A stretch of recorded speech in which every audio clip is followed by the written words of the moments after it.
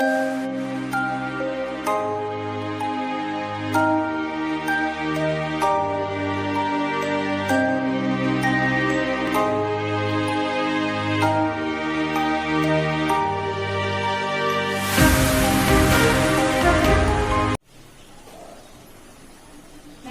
मैं पूनम प्रजापत, रसायन विज्ञान व्याख्याता पद पर कार्यरत।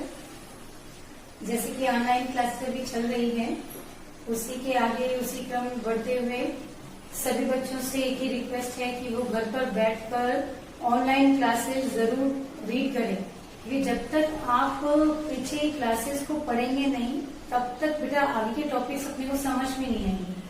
तो सभी बच्चे ऑनलाइन क्लासेस में रेगुलर क्लास अटेंड करेंगे और सब बच्चों से ये भी है कि वो प्रॉपर नोट्स भी बनाएं और उन नोट्स के जो भी नोट्स आप तैयार करते हैं, वो नोट्स को हम लोगों को पर्सनल आप भेज सकते हैं व्हाट्सएप पर।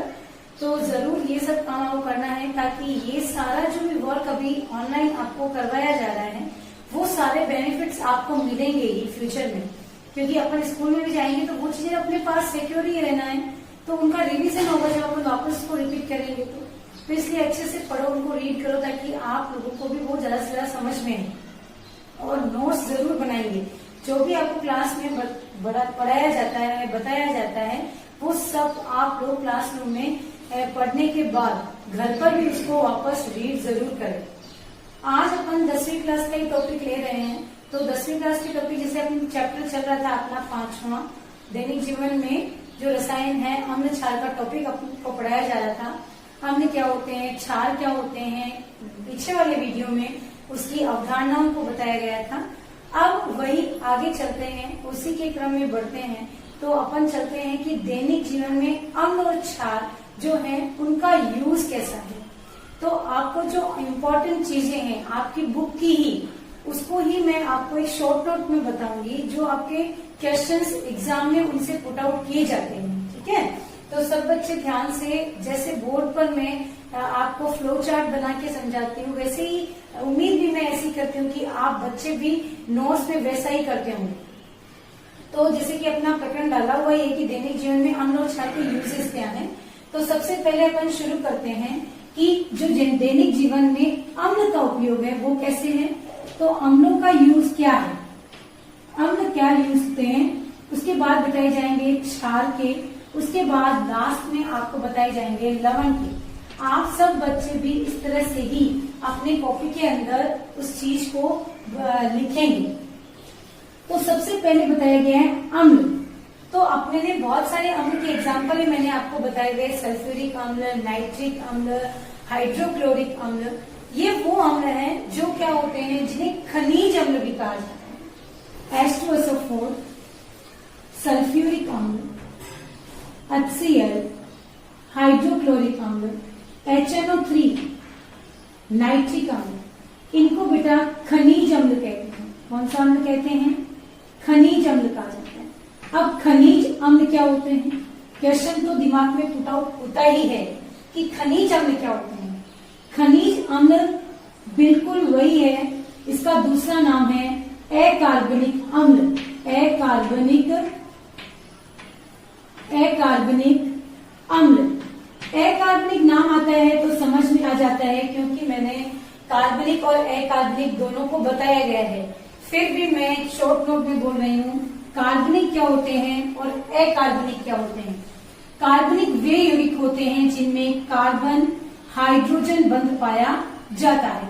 कार्बन हाइड्रोजन युक्त बंध युक्त यौगिक कार्बनिक यौगिक कहलाते हैं, तथा जिनमें कार्बन हाइड्रोजन बंध नहीं होता है, कार्बन हाइड्रोजन बंध नहीं होता है, इनके अलावा केवल कार्बन हो सकता है, हाइड्रोजन साथ में नहीं होगा, केवल हाइड्रोजन हो सकता है, कार्बन नहीं होगा।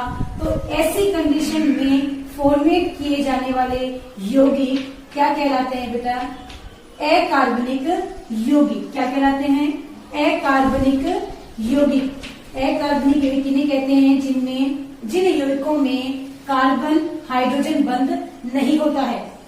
ऐसे यौगिकों जिनके अंदर अम्ल बनता है उन्हें अकार्बनिक अम्ल कहा जाता है। यानी अकार्बनिक यौगिकों से मिलकर बनने वाले अम्ल क्या कहलाते हैं?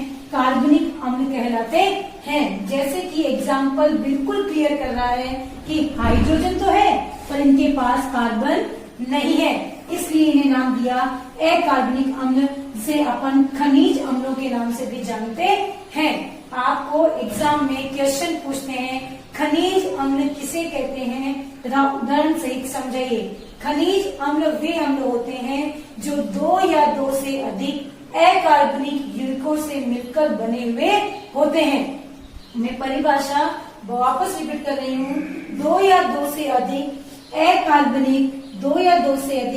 अकार्बनिक यौगिकों से मिलकर बनने वाले अम्लों को खनिज अम्ल कहा जाता है, जिसे अकार्बनिक अम्ल भी कहते हैं। इसलिए इन्हें अकार्बनिक अम्ल कहा गया है। ये अकार्बनिक अम्ल इन्हें खनिज अम्ल भी कहते हैं। अब दूसरा क्वेश्चन दिमाग में आता है कि जहाँ अकार्बनिक अम्ल है तो वहाँ कार्बनिक अम्ल क्या होंगे? जैसे मैंने ऊपर अभी बताया है कि कार्बन हाइड्रोजन युक्त यौगिक जो होते हैं आपके, उनसे मिलकर बनने वाले अम्लों को क्या कहते हैं बेटा? कार्बनिक अम्ल कहते हैं। अर्थात अम्ल का उपयोग किसमें होता है? कार्बनिक अम्लों के रूप में भी होता है। तो कार्बनिक अम्ल कौन से होते हैं? जैसे सिट्रिक अम्ल, ये सब मैंने पीछे के वीडियोस में डिस्कस किया हुआ है। सिट्रिक अम्ल, टार्टरिक अम्ल, एसिटिक अम्ल,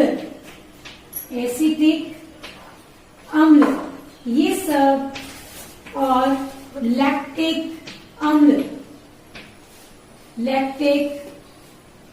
अम्ल, ये वो अम्ल हैं जिनमें कार्बन हाइड्रोजन युक्त बंध पाया जाता है। जैसे कि मैं एग्जांपल लूं, एसिटिक अम्ल का फॉर्मूला होता है CH3COOH। आप देख सकते हैं कार्बन के साथ डायरेक्ट क्या जुड़ा हुआ है? हाइड्रोजन। यहाँ भी लिखा हुआ है कार्बन हाइड्रोजन युक्त यौगिक क्या कहलाते हैं? कार्बनिक यौगिक कहलाते हैं। कार्बनिक यौगिक कहलाते हैं। ऐसे यौगिक क्या कहलाते हैं? कार्बनिक यौगिक। और इनसे मिलकर बनने वाले अम्लों को कौन सा अम्ल कहते हैं? कार्बनिक अम्ल कहा जाता है।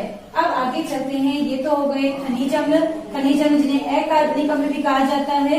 और अकार्बनिक अम्ल के बाद में हो गए कार्बनिक अम्ल, जिनमें सिट्रिक अम्ल, टार्टरिक अम्ल, एसिटिक अम्ल और लैक्टिक अम्ल, ये क्या होते हैं? आपके कार्बनिक अम्ल के नाम से जाने जाते हैं। अब आगे चलते हैं। आप उनको तुरंत अभी वीडियो देखते वक्त ही अपने नोट्स में उतारेंगे, ज्यादा अच्छा है, आपको बेनिफिट ज्यादा मिलेगा। जब आप वीडियो देखें तो कॉपी और पेन लेकर ही बैठें, ताकि कुछ चीजें ऐसी होती है जो केवल वर्बली बताई जाती है और कुछ चीजें होती है जिनको लिखकर हम लोग डिस्ट्रैक्ट करते हैं।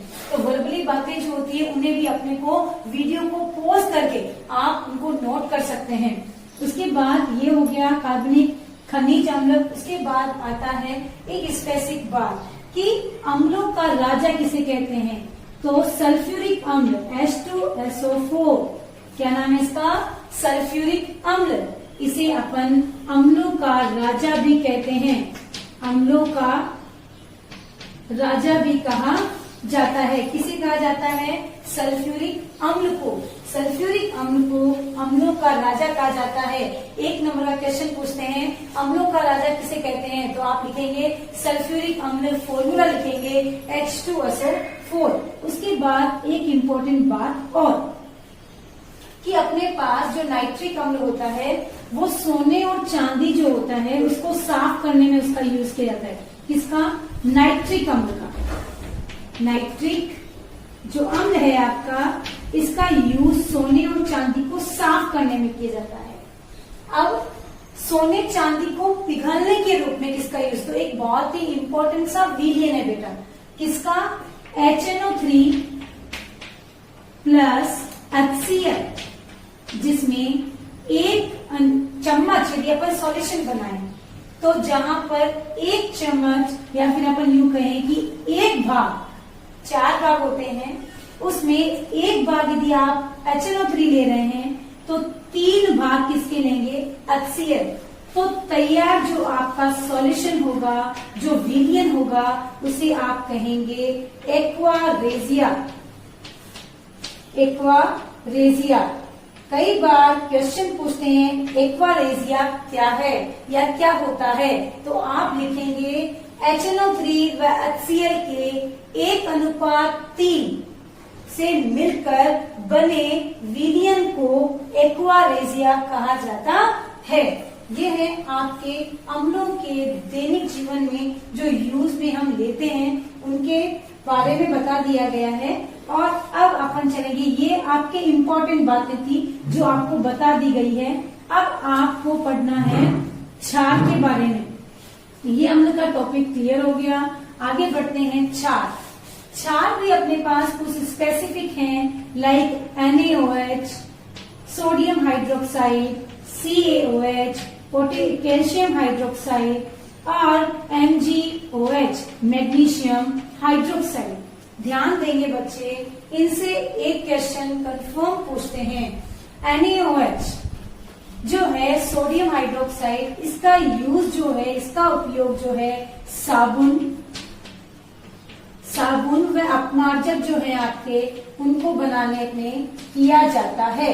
अपमार्जक अपन डेली में यूज करते हैं, साबुन और डिटर्जेंट, उनको यूज करते हैं, तो उनके अंदर क्या एक क्षार पाया जाता है, NaOH क्षार के रूप में पाया जाता है।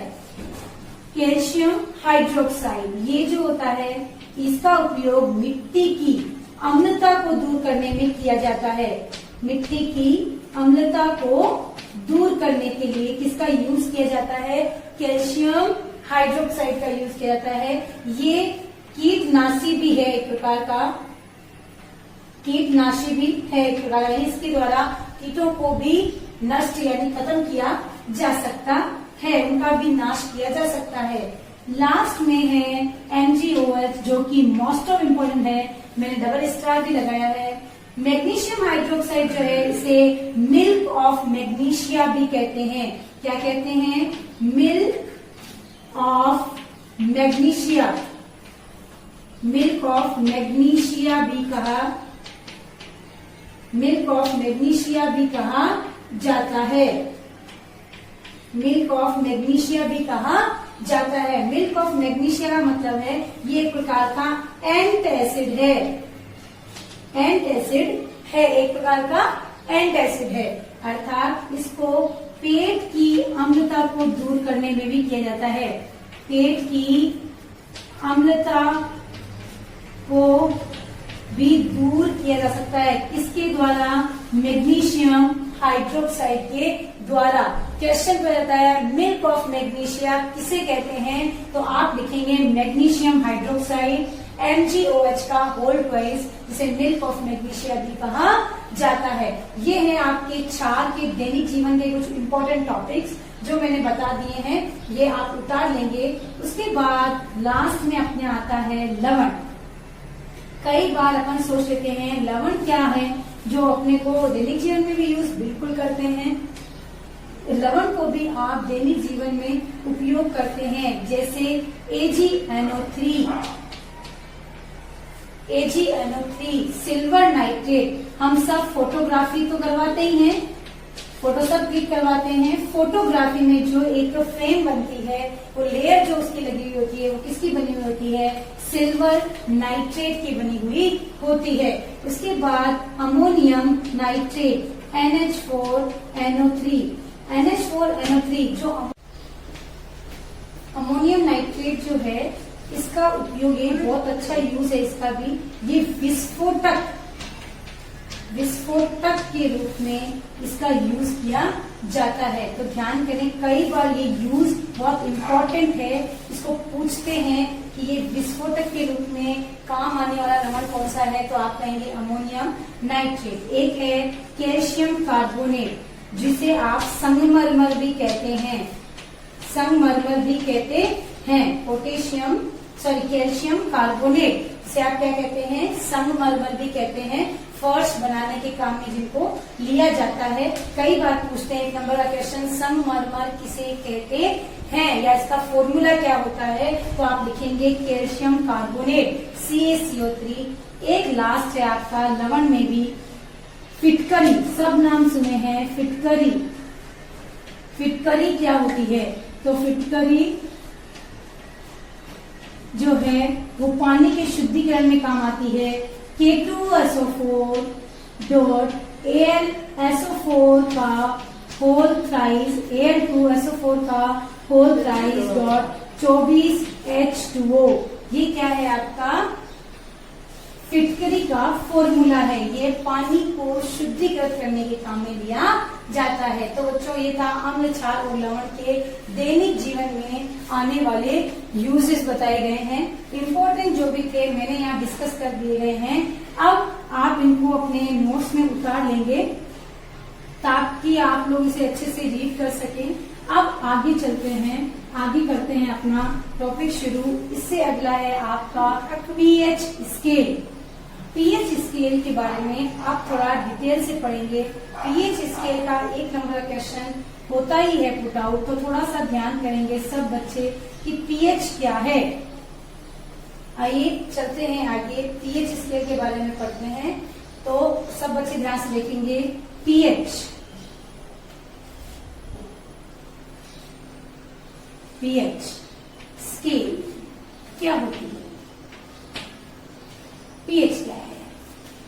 पीएच के बारे में थोड़ा सा पढ़ें तो देखते हैं कि पीएच जो है एक जर्मन भाषा का शब्द है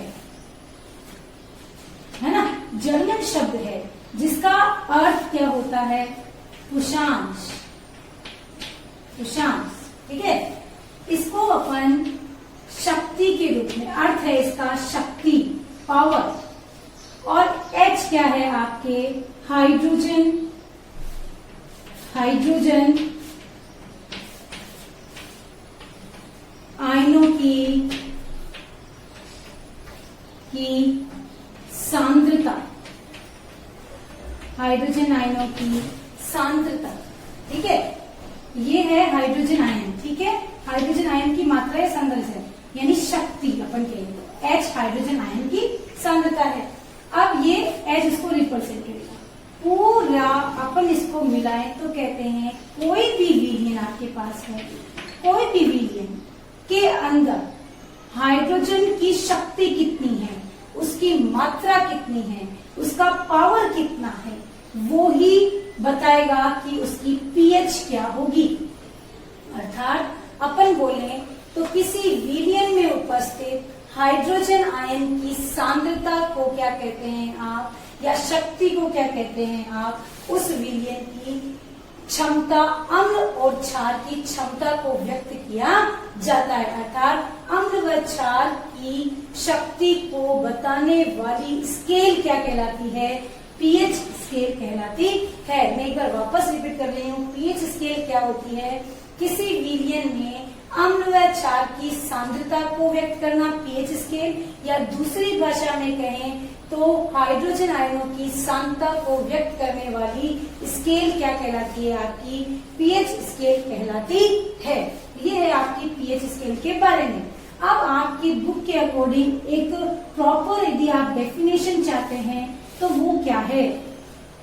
वो प्रॉपर डेफिनेशन ये है आपकी कि कोई भी विलयन है तो उसमें जो हाइड्रोजन आयन है, हाइड्रोजन आयनों के ऋणात्मक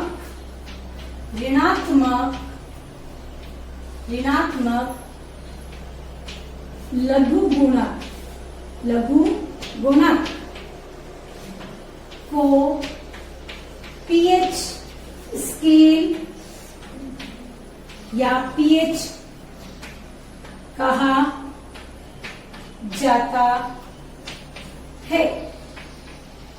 राइट, हाइड्रोजन आयन के ऋणात्मक लघु गुणक को पीएच स्केल या पीएच कहा जाता है, जिसमें अपन फॉर्मूले के बेस पर क्या मान बताया गया?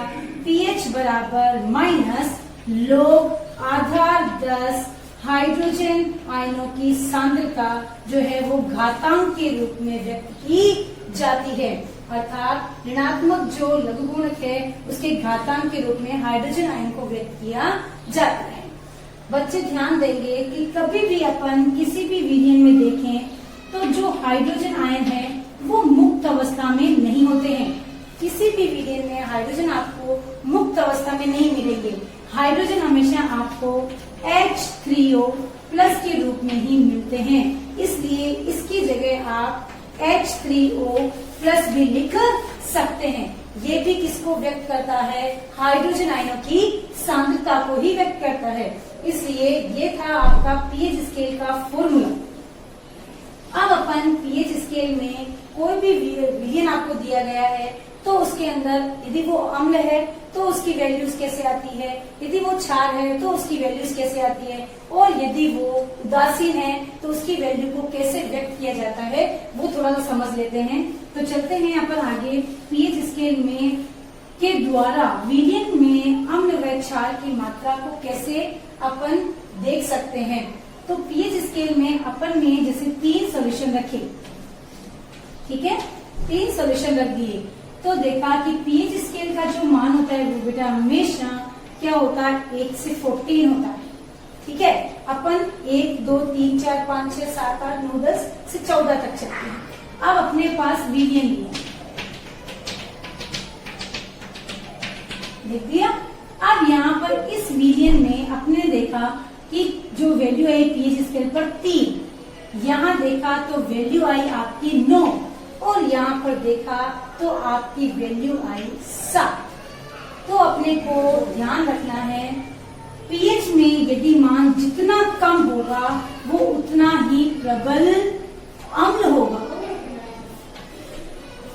जितना पीएच का मान बढ़ेगा वो उतना ही प्रबल क्षार होगा, और यदि मान 7 आ जाता है यानी कि आधा बिल्कुल, तो वो विलयन सदैव उदासीन हो जाते हैं। क्या हो जाते हैं?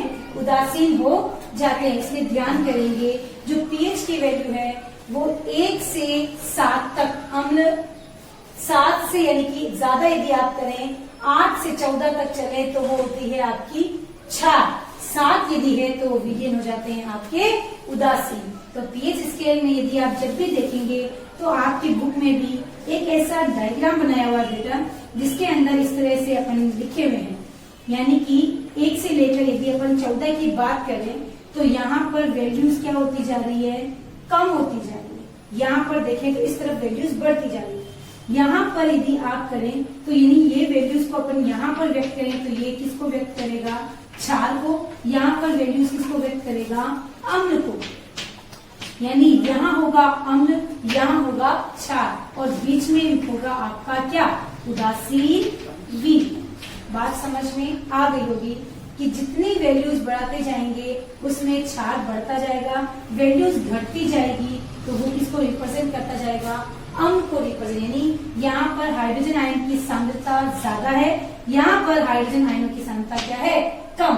हाइड्रोजन आयन की सांद्रता कम, कम मतलब क्षार, ज्यादा, ज्यादा मतलब अम्ल। जहाँ पर प्रॉपर है वो क्या हो जाते हैं? आपके उदासीन विलयन हो जाते हैं। ये था अम्ल क्षार का रेशो, जो आपको किसी भी सॉल्यूशन में जब ज्ञात करना होता है तो आप इस तरह से उसे ज्ञात कर सकते हैं। उसके बाद पीएच की वैल्यू जो होती है उसको थोड़ा सा डिस्कस कर लेते हैं, वो कैसे निकालते हैं। मैंने अभी आपको एक फॉर्मूला लिख के दिखाया था, पीएच बराबर माइनस लॉगरिथम 10 की हाइड्रोजन आयन घातांक के रूप में। अब कहा गया कि कोई भी विलयन हो, चाहे वो अम्ल हो, चाहे वो क्षार हो, या फिर विलयन उदासीन हो, तो अपने को उदासीन विलयन की पीएच का मान बताया गया है। उदासीन विलयन की पीएच का मान हमेशा, या हम कहें उदासीन विलयन में हाइड्रोजन आयन की सांद्रता जो है वो 1 गुना 10 की घात -7 मोल पर लीटर होती है। क्या होती है? मोल पर लीटर। तो ये मोल पर लीटर जब होती है तो उस समय अपन इसके द्वारा पीएच स्केल का मान ज्ञात कर सकते हैं। तो अब आपको मैं इसको हल करके दिखाऊंगी। यहाँ तक आपने नोट कर लिया होगा। तो अब देखो कि अपने पास कितनी हाइड्रोजन आयन की संख्या कितनी दी गई है? 1 गुना 10 की घात -7। तो पीएच बराबर माइनस लोग आधा 10 हाइड्रोजन आयन की संख्या दिए 1 गुना 10 की घात -7। ठीक है, अब इस 7 को जब भी लोग में बात करते हैं बेटा, घातांक जो होती है वो आगे आ जाती है, तो अपन लिखेंगे pH बराबर, ये वैल्यू भी माइनस में, आगे माइनस तो माइनस माइनस प्लस, तो प्लस का 7, लोग आधार 10। ये आधार केवल स्टेबल फॉर्म के लिए लिखा जाता है, बाकी अपन इसको यूज नहीं करते हैं। 1 इंटू 10, तो 10 लोग जो 10 का मान होता है वो हमेशा 1 होता है, आपको याद रखना है। तो pH बराबर 7 गुना 1, तो pH की वैल्यू कितनी आ गई, 7। तो आपको मालूम चल गया उदासीन विलयन की pH कितनी होती है बेटा, 7 होती है। तो ध्यान करेंगे, मैं वैसे पहले ही प्रॉपर्ली बता चुकी हूँ, आपको ये निकाल कर मैंने बता दिया गया है कि pH की वैल्यू उदासीन विलयन के लिए कितनी आती है, 7, और कैसे आती है वो बताया गया है। हाइड्रोजन आयन की सांद्रता अलग होती है, 1 इंटू 10 की पावर -7 मोल पर लीटर, ये सांद्रता है, ये इसके pH का मान है। तो ध्यान करेंगे, ये आपके pH स्केल के बारे में हो गया। आज आपको आराम से 2 टॉपिक डिस्कस कर दिए गए हैं, वो दोनों आपको समझ में आ गए होंगे। अच्छे से इनको वापस पढ़ेंगे, रीड करके आप उसके नोट्स भी बनाएंगे ताकि आपको वो चीज समझ में आ जाए। आगे वाले वीडियो में अपन pH के जो दैनिक जीवन में उपयोग है उनको रीड करेंगे। आज वाले में अपन ने अम्ल, क्षार और लवण के दैनिक जीवन के यूजेस पढ़े थे। तो आपसे यही उम्मीद है कि आप सब घर पे इन सबको रीड कर रहे होंगे। घर पे ही रहना है, बाहर नहीं जाना है। Thank you.